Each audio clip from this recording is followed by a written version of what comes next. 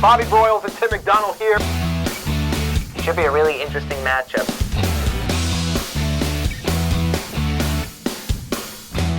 Buckle up. If you're not watching, you got some problems.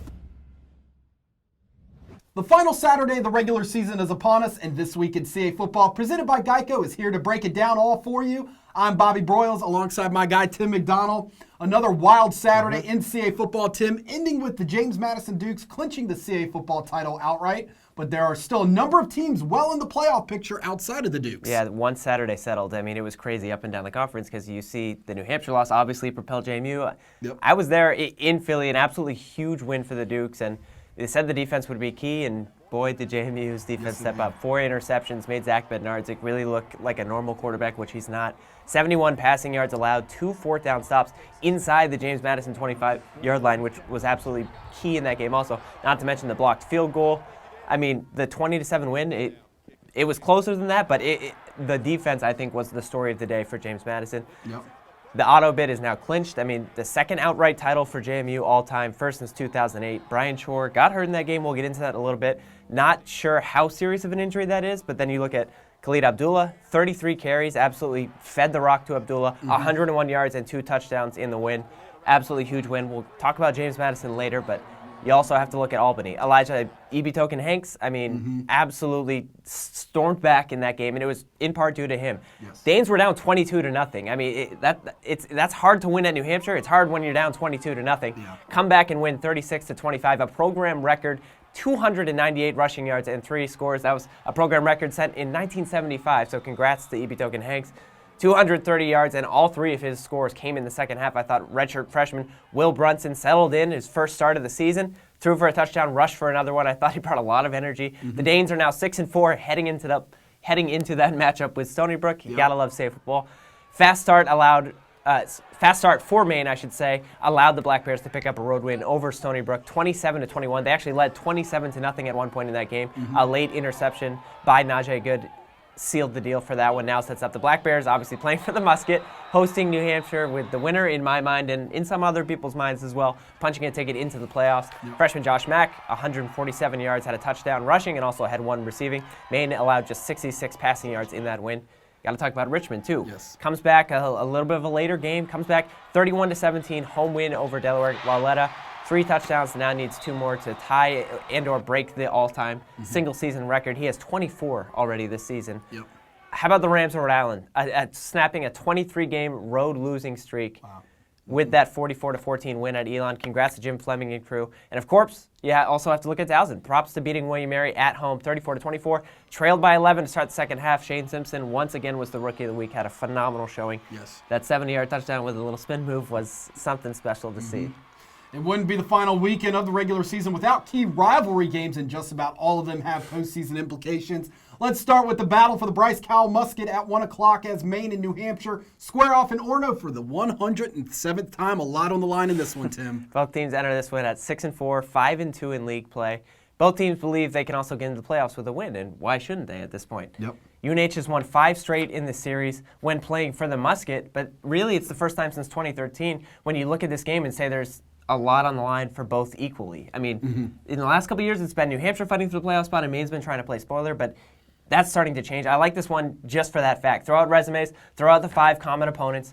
One team leaves with 7 wins overall and just 2 CA losses, and the other is probably going to go home, obviously empty-handed, which that's absolutely critical in this game. Wildcats allowed the most rushing yards that they've allowed all season last week in the loss to Albany, 295, including, like we said, 230-plus yards alone in that second half to Token Hanks. Jumped out to that 22 lead, and suddenly things started to change. The offense couldn't keep up. Maine, on the other hand, different situation. Up 27-0 and had to hold on late, but did hold on for that win. Yep. 36 minutes plus of time of possession in that victory over Stony Brook, plus the balance of that run game. We talked about Josh Mack, but 159 yards led to some balance, and I think that only helped. Expecting a shootout here, just because there's so much on the line and at stake. Dan Collins and Trevor Knight are going to need their A game, bring their A game. Obviously, I mean, that's the case every week, but one of these quarterbacks is going to win the game for their team based on how they play. But the Black Bears have the passing game advantage, second in the CAA. Let's not forget. New Hampshire, on the other hand, though, could have the rushing edge. We saw Dalton Crossan last week get injured with some concussion-like symptoms. We'll see if he's back. Interesting stat of the week, I think, to watch in this one. New Hampshire converting 11 of 24 on fourth down attempts versus Maine's 1 for 11 effort this season. Keep an eye on that. I know we talked about there's so much on the line, but yes, I could see a lot of fourth down attempts happening in this game. In many ways, across the FCS, people are looking at this game as a play-in game for the playoffs. We're obviously going to have to wait and see what happens around the rest of the country, but have to love it playing for the Musket with not only the rivalry, not only playing each other, but also there's potentially a playoff line on the stake. Only raises the level of this game to 10. Yes, it does. Also at 1 o'clock, the Empire Clash takes place between Albany and Stony Brook. The Great Danes coming off that huge road win last Saturday and have even more to play for than the Apple Cup trophy this time around, Tim. Yes, no doubt indeed they do. Just when you think the Danes are down and out of the playoff hunt, Blitz Yep. wakes up quick, gets that crew ready, and grab a critical road win. Not many teams in this playoff picture at this point in the season would roll the dice, start a redshirt freshman quarterback for the first time all season. But credit to Albany, that's exactly what the Danes did. Yep. I thought, like I said, Will Brunson, I thought he played better as the game went on, felt more comfortable, but I thought the energy, and I thought you see him with that rushing touchdown in the fourth quarter that gave his team the lead, a little bit more energy and a little bit of a spark that just, I didn't see that the last couple weeks here from Albany. 142 yards passing, a touchdown and a rushing score in that win. And now here's Stony Brook. On the other hand, has a chance to end its rivals' playoff hopes. The Seawolves started Pat Irwin last week for the first time under center. Scored all 21 points in that second half, but it was too little too late. Irwin only had 67 yards passing and 5 completions. I expect that to grow a little bit next week. Leontine, I thought, running back for Stony Brook, had his best game of the season. 94 yards and 2 touchdowns and really started that comeback spark. The run game needs to produce this week in order for any chance, because Albany's defense, as it proved last week versus New Hampshire, can play well. The Great Danes are right now second in scoring defense, 20.1 points per game. Stony Brook ranks second in rushing defense, 104.8 yards per game. That's going to be the storyline for me. Can Stony Brook stop Albany's rushing attack? You know what, especially after Elijah Ibitokin-Hank's weekend, you know what the Danes are going to do. It's Stony Brook trying to stop the run. I think playing at home only helps Albany, but right now, if you're Albany, there's absolutely no way you can start to think about playoffs, start to worry about playoffs, start to think about the possibilities. Beat Stony Brook, and trust me, your resume is good enough. You're going to get in. The Seawolves here can finish over 500 for the first time since 2012 with a win on Saturday. Backtracking to noon on the American Sports Network for the South's oldest rivalry, the Commonwealth Cup, as Richmond makes a short trip to William & Mary. With the win, the Spiders potentially have a shot at earning a national seed. With a win, but trust me when I say the Spiders and Tribe, both teams are going to be charged up for this one, regardless of their records right now. Different scenario, because last year we know both of these teams were likely going to the playoffs already. Spiders have won all games in the series, since 2011, and let's not forget that was 2 games last year as well. Tribe certainly are aware of that. UR took both games last season, the finale and in the playoffs, which, William Mary's going to remember that, trust me. You talk about a win for Richmond and the seed potential, you talk about it, it's there, but you got to take care of business first if you want to start talking about that. Brian Brown last week continued to prove why I think he's the best wide receiver at the FCS level. Absolutely came up huge in that Delaware game, especially late. Now owns 3 straight seasons of 1,000+ yards receiving, which is absurd when you think about that. Deontay Thompson also played well in that Delaware game. He had his 4th 100-yard rushing game of the season, 132 yards and 1 touchdown. Tribe come back home now trying to salvage the season, trying to salvage the year. That's been a little bit disappointing, but outscored 24-3 in the second half of the 34-24 loss at Towson last Saturday.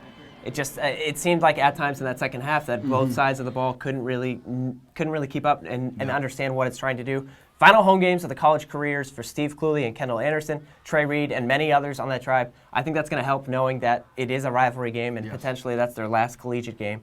Spiders might find success against a William & Mary D that allows 212 rushing yards per game, but you can also bet that the Tribe D is going to face obviously a tough task and one of the best passing offenses in the conference. If Richmond wins here and finishes 9-2 overall, let alone has an FBS win, it's going to be incredibly hard to justify not earning a playoff bye. I don't see how that could be possible. But first, you're obviously going to have to get past the William & Mary team that's playing spoiler at home to end the season.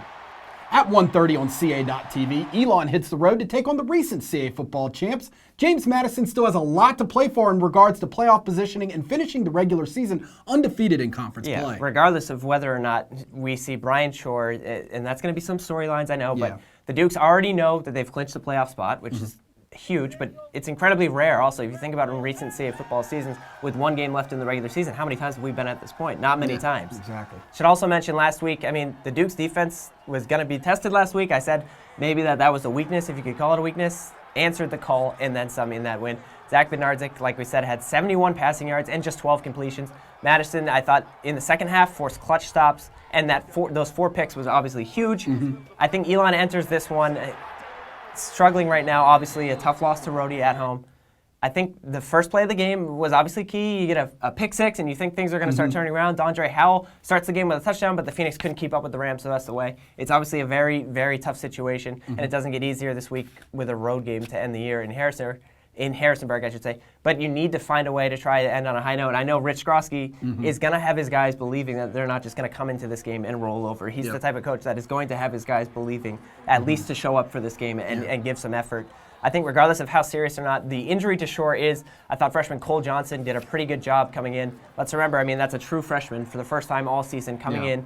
I know his numbers weren't gaudy, but the experience, if he does play this week, that's only going to help this team moving forward, and we'll find out for sure how serious Shore's injury is. The last JMU team to go 10-1 in the regular season was in 2008. That team, also remember, was the top seed in the playoffs that year. The Dukes with a win can lock up a national seed, which is why I believe it's not very likely for a letdown to happen. At 3:30 on Comcast Sportsnet, it's the Battle of the Blue one more time for Andy Talley and his Villanova team as they look to rebound with a trip to Delaware at 7-3 overall. How are the Wildcats feeling about the playoffs right now? I think the Wildcats are probably feeling good, but not great, because obviously that loss hurts, but you still have to take the positives from the James Madison defeat. It was a one-score game with less than 5 minutes remaining. I mean, like I said, regardless of the 27 score, Villanova still got the ball back with a one-score possession and turned the ball over. That was ultimately, obviously, the big point. But 10 points allowed off turnovers in the second half told the story of that game. Nova did limit James Madison to 126 rushing yards, which is well below the Duke season average. That only passed for 71 yards, and we saw Bednarczyk really not look comfortable at all. Right now, all 3 Villanova losses this season have been extremely respectable, if you can take anything away. Plus the fact that Andy Talley's team has already 7 wins overall and a win over Lehigh, which is that Patriot League title. I think that's only going to help the case. But Delaware here still has plenty to play for. At home against a hated rival, a team that it also hasn't beat since 2011. That's enough in the storylines itself. The Hens played very well despite the 31-17 loss at Richmond last week. Got within 7 after a touchdown from Thomas Jefferson with 7 minutes left, but couldn't get the stops they needed down. Especially Brian Brown killed them in that last couple drives. The Nova Rushdie still is going to be the difference this week, I think. Allows a stingy 99.3 yards per game. Delaware is going to need to make plays through the air. I know that's been a common theme that we've said for Delaware many times this season, but forever the case against a very good rushing Villanova defense. As we've seen many times in the years in the past, the Battle of the Blue, you think something is turning out, and you think, okay, the outcome's over, but anything can happen in this rivalry. And it's a good way to end for Andy Talley. His last game in the regular season, it's only fitting that it would be against Delaware. Let's wrap up the regular season in Kingston at noon as Rhode Island hosts Towson. The Tigers have won 2 straight, Rams have won 1 straight, and both are trying to grab momentum heading into the offseason. Take anything away. I mean, Tigers Rhodes stud freshman Shane Simpson last week, yet again, in the win over the Tribe, the Rookie of the Week. Like we said, had 202 rushing yards, which is a career high, and a touchdown in that highlight 70-yard touchdown. Sparked that comeback win in the second half. They were down 11, came back and beat William & Mary.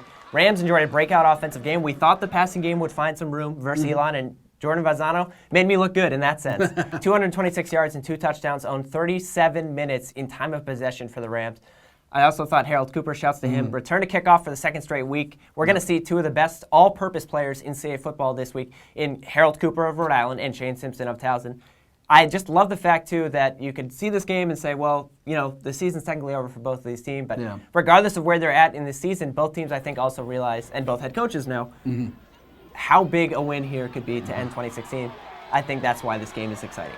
CAFootball.com has links to watch the live streams and live stats, as well as television clearance information for games being broadcast in your area this weekend. Tim, give the folks at home all the playoff details. I know you've been waiting for this segment right here. Yep, Selection Sunday, of course, is this Sunday. It takes place at 11 o'clock a.m. Eastern Time, of course. On ESPNU, 24 teams total make the playoffs. 8 teams are seeded. That's why we keep talking about the importance of a bye. If you get a bye, you don't play in that first round. Yes. Follow the league on Twitter at CA Football and hashtag CAAFB for live coverage and more throughout the weekend, which should be a crazy, crazy Sunday. But I know we'll have it all for you. We'll keep it up to date. So let us know. We'll be out there. And also, you and Mike were in Philly this past weekend at Villanova. You witnessed the crowning of this year's CAA football champs and also got to catch up with Andy Talley for his final regular season home game as a head coach of the Wildcats. What's in store for this week's Going Deep feature? Well, it's going to be out tomorrow, but it was really neat to get on campus, see the new digs at Villanova. Remember, Villanova has a new training facility, new football facility. Got to see the new offices, and it was just, you could see the joy and the excitement in the Villanova coaching staff, not only understanding how far it's come to get this building built, but also how excited they are to talk about Coach Talley and what he's meant to the program. I know we're going to talk to Coach Talley, we're going to talk to former players, and that'll be out tomorrow, like you said, for the Going Deep feature, but just a really nice piece that shows really the impact, not only as a football coach, but as a person that Andy Talley's had at Villanova. Yep. And then also now you guys wrap up the year with a short trip to William & Mary. Yep, short trip to William & Mary, and this feature is also going to be a great way to end because it's a very, very unique feature, one that we probably haven't really touched on yet, but that'll be next week, so stay tuned. We're not going to leave any hints for you. That's all we got. Hope you guys enjoy the final week of the regular season.